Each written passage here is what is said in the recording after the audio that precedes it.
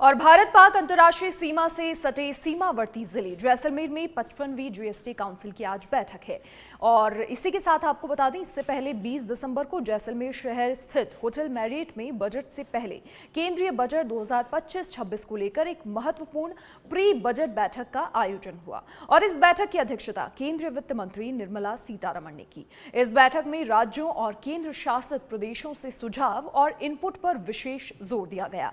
और इस महत्वपूर्ण मीटिंग में राजस्थान समेत कई राज्यों और केंद्र शासित प्रदेशों, विधानसभा सहित के जो भी प्रतिनिधि हैं, उन्होंने शिरकत की। वित्त मंत्रालय ने अपने एक्स हैंडल पर एक पोस्ट में बताया कि बैठक में केंद्रीय वित्त राज्य मंत्री पंकज चौधरी के साथ गोवा, हरियाणा, जम्मू कश्मीर, मेघालय और ओडिशा के मुख्यमंत्री, अरुणाचल प्रदेश, बिहार, मध्य प्रदेश, राजस्थान और तेलंगाना के उप मुख्यमंत्री, राज्यों साथ ही केंद्र शासित प्रदेशों के वित्त मंत्री, आर्थिक मामलों और व्यय विभागों के सचिव, वित्त मंत्रालय के वरिष्ठ अधिकारी शामिल हुए।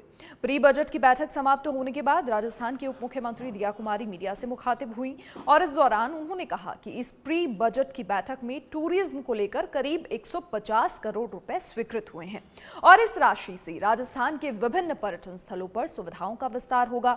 साथ ही कहा कि स्वदेश दर्शन में केंद्र सरकार की सभी स्कीम्स में केंद्र सरकार की तरफ से जितना सहयोग मिल सके, इसे लेकर प्रस्ताव दिए हैं।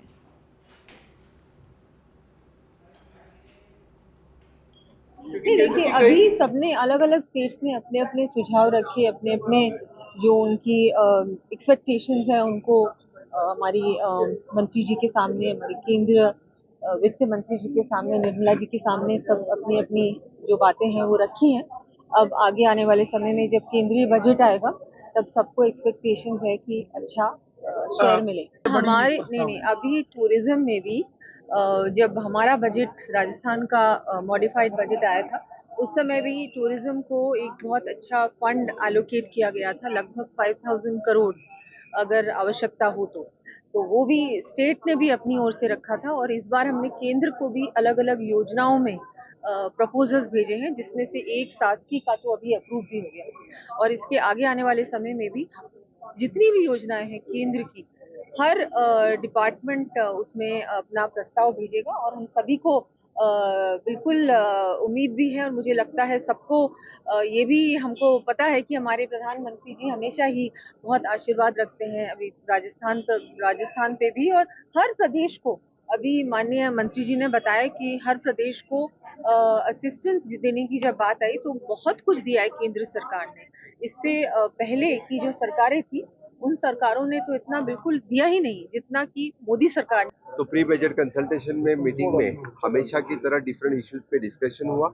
द 15 फाइनेंस कमीशन और द 14 फाइनेंस कमीशन, उनमें कंपैरिजन देखा तो मुझे लगता है कि जितना निधि हर एक स्टेट के लिए दिया है, which is an much much more in percentage wise state के लिए निधि दिया गया है।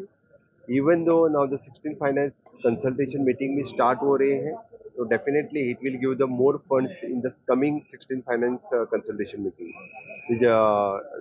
जो funds devolution comparison with the GST comparison to the last, इस बार सभी स्टेट्स के लिए कंपैरिजन में बहुत अच्छा निधि परसेंटेज में दिया गया है।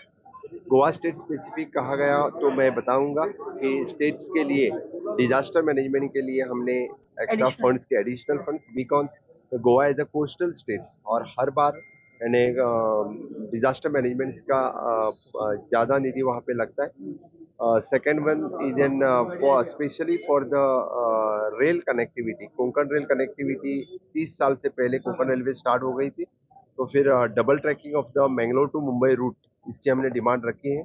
और द वंदे भारत एक्सप्रेस जैसे Goa to Bengaluru, Goa to Chennai, Goa to Hyderabad and Goa to Pune, इस ट्रेन के लिए हमने additional train Vande Bharat express के लिए हमने मांग की। प्री बजट तो जो है, जो हमारा जो इश्यूज है, इश्यूज को डिस्कस करने के लिए है, तो इसीलिए हम अपना अपना जो समस्या है उनको बताया और उन्होंने हमें आश्वासन दिया है कि जो जो स्टेट का जो समस्या है वो समाधान के लिए वो कोशिश करेगा जरूर करने। हमारा अपना अरुणाचल प्रदेश का जो जो इश्यूज है हमने बता दिया है और मुझे उम्मीद है कि सेंट्रल गवर्नमेंट हमें बहुत सा मदद करके आए हैं। आगे भी प्रधानमंत्री मोदी जी खुद बोले हैं कि जो नॉर्थ ईस्ट इंडिया है अष्टलक्ष्मी है, और भारतवर्ष के विकास के लिए तो अष्टलक्ष्मी का जो योगदान है बहुत बड़ा योगदान रहेगा।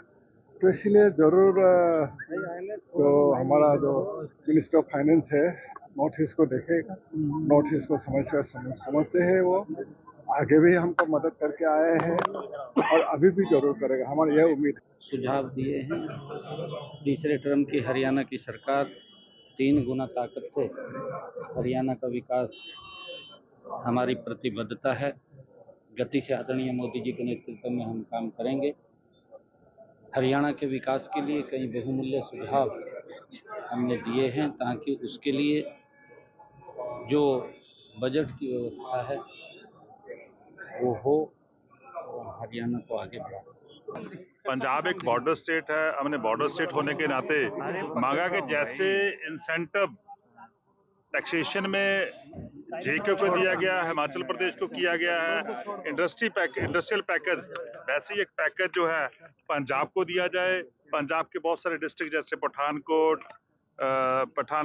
अमृतसर, गुरदासपुर, ये सभी डिस्ट्रिक्ट जो है बॉर्डर पे लगते हैं, इनके लिए एक इंडस्ट्रियल पैकेज दिया जाए, इसकी हमने मांग किया। और दूसरा, हमने जो इंटरस्टेट ड्रोन आते हैं उनके लिए एक बेसिक इंफ्रास्ट्रक्चर कैसे अच्छा हो, पंजाब पुलिस के लिए हमने 1000 करोड़ की डिमांड करी है कि 1000 करोड़ हमें स्पेशल पैकेज दिया जाए ताकि हम वहाँ पे एक अच्छा इंफ्रास्ट्रक्चर क्रिएट कर सकें और इससे जो है इंटरस्टेट जो इंटरनेशनल बॉर्डर पे जो आता है उसको हम रोक सके।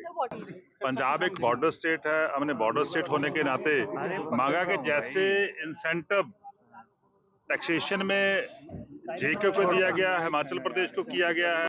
As per Kyoto Protocol, developed nations, they are compensating developing countries. On similar analogy, high carbon footprint states, they should compensate the states having low carbon footprints.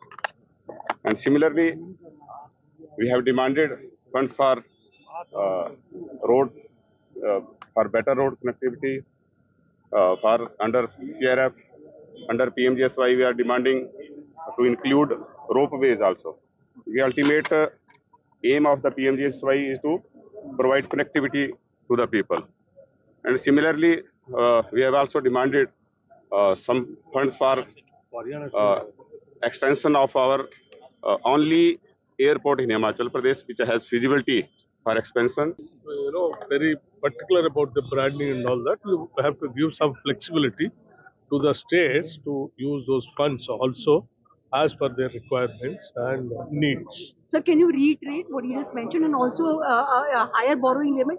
Is that something that's a demand across the board? No, see, as far as Telangana is concerned, that's what I told them about the centrally sponsored scheme, where that you are all trying to insist more on branding and asking them to implement as per your design and all that. Instead of that, each state is having their own requirements and priorities. So Constrained amounts have to be released because we are a state which is flood prone, and there are so many floods we have faced, and due to that there are many people who have suffered, and the loss the state government has suffered. Center has to come forward and look into it and give us the assistance. Over and above that, our funds for Awas Yojana, 100 days, these have been stopped. So how many teams had come, how many visits they have made, what was the sanction they had given, what was the allotment they had sanctioned, that amount is also not being released. Therefore, that I requested the Honorable Finance Minister to look into this aspect and direct the concerned departments. And तो आज जैसलमेर में 55वीं GST council की जो महत्वपूर्ण meeting है वो होने जा रही है। उससे पहले प्री बजट मीटिंग कल हुई जिसमें तमाम राज्यों के फाइनेंस मिनिस्टर्स मौजूद रहे, जो सचिव हैं, वरिष्ठ सचिव हैं, वो मौजूद रहे और बजट से जुड़े कई सारे सुझाव दिए गए। क्योंकि हमेशा कोशिश की जाती है पहले से बेहतर कुछ करने की, तो सुझाव और इनपुट पर विशेष जोर दिया गया।